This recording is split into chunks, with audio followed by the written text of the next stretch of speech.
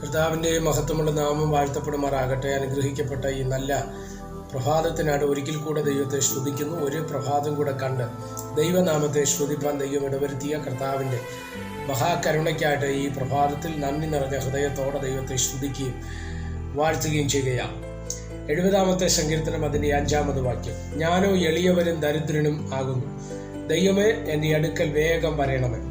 നീ തന്നെ എൻ്റെ സഹായവും എന്നെ വിടുവിക്കുന്നവനും ആകുന്നു, യഹോവേ താമസിക്കരുത്. ഈ വാക്യങ്ങൾക്കാണ് ദൈവത്തിന് സ്തോത്രം ചെയ്യുന്നു. ജ്ഞാപക സങ്കീർത്തനമാണ്, ദാവീദിൻ്റെ ഒരു ജ്ഞാപക സങ്കീർത്തനമാണ് ഈ 70-ാമത്തെ സങ്കീർത്തനം.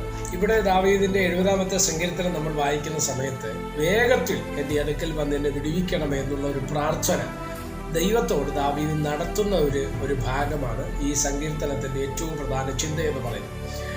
എപ്പോഴും നമ്മൾ ആഗ്രഹിക്കുന്ന ഒരു കാര്യമാണ് വേഗത്തിലൊരു ദൈവപ്രവൃത്തി, അല്ലേ? നമ്മൾ പ്രാർത്ഥിക്കുന്ന വിഷയങ്ങൾക്കകത്ത് പോലും പെട്ടെന്ന് ഒരു വിടുതൽ, ഒരു ദൈവപ്രവൃത്തി, ആ വിഷയത്തിനൊരു മറുപടി വെളിപ്പെടുവാൻ ഞാനും നിങ്ങളും ഒരുപോലെ ആഗ്രഹിക്കുന്നവരാണ്. പക്ഷെ പലപ്പോഴും അത് നടക്കണമെന്നില്ല.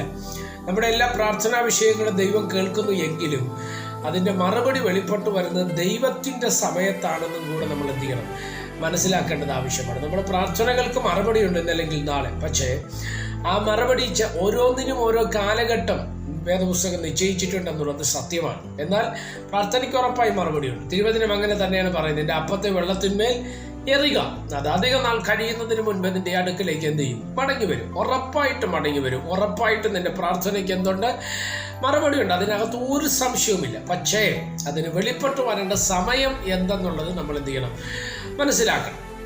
ഇസ്രായേൽ ജനം മിസ്രയീമിൻ്റെ അടിമനുഖത്തിനകത്ത് നിന്ന് വിടുവിക്കപ്പെടുവാൻ വേണ്ടി അവർ ദൈവത്തോട് പ്രാർത്ഥന കഴിച്ച് ചെലവഴിച്ച വർഷമെന്ന് പറയുന്നത് 400-ലധികം വർഷമാണ്. അബ്രഹാം ഒരു ദൈവിക വാഗ്ദത്തം പ്രാപിപ്പാൻ വേണ്ടി കാത്തിരുന്നത് 25-ലധികം വർഷമാണ്.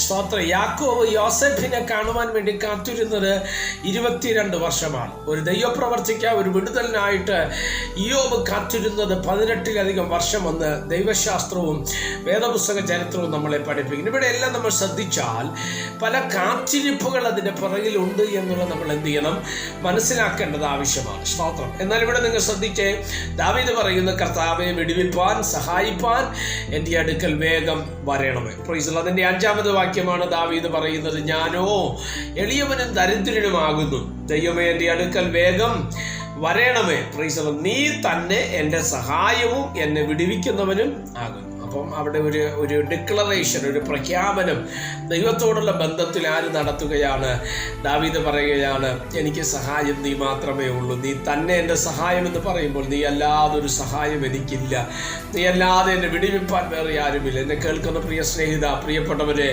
നമ്മളെ സഹായിപ്പാൻ, നമ്മളെ വിടുവിപ്പാൻ കഴിയുന്നൊരു അലസ്വാത്രം കരം ഉലകത്തിലില്ലെന്ന് പഠിക്കണം. ഇവിടെ നമ്മളെ സഹായിക്കുന്ന പലതും താൽക്കാലികമാണ്.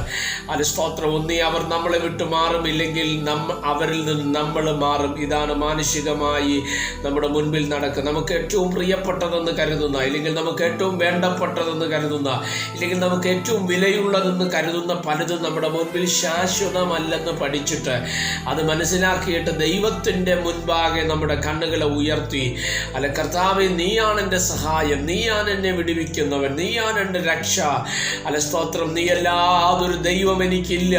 ഒന്നുകൂടെ ഇറങ്ങി പറഞ്ഞ സങ്കീർത്തനങ്ങളൊക്കെ നമ്മൾ വായിക്കുമ്പോൾ ഇങ്ങനെ പറയും, നീ ഒഴികെ എനിക്കൊരു നന്മയുമില്ല എന്ന് നമ്മൾ മനസ്സിലാക്കണം. എന്നെ കേൾക്കുന്നവരോട് ഒരിക്കൽ കൂടെ ഞാൻ ആവർത്തിച്ച് ഈ ഭാഗത്തെ ഒന്ന് ഉറപ്പിച്ച് പറയാം.